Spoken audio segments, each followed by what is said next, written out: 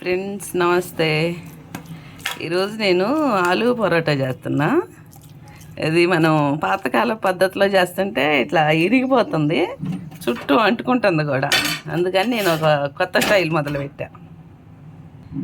ఇలా కొద్దిగా పిండి తీసుకొని చపాతీ చేసి పక్కకు పెట్టేసి ఇంకొకటి చేసి దాని మీద ఇది మనం చేసుకున్నది చపాతీది కూర పెట్టాలి.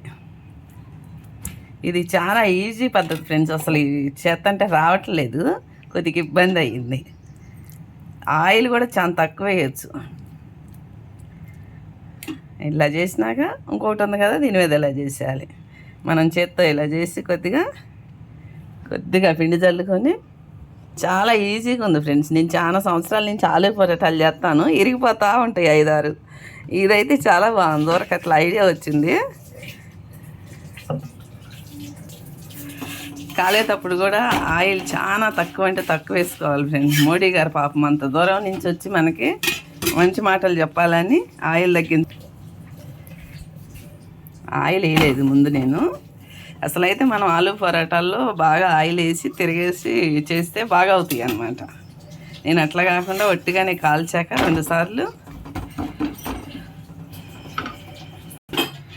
ఇలా 2 పక్కలు కొద్దిగా కాలాక సైడ్లో పేరుకి ఆయిల్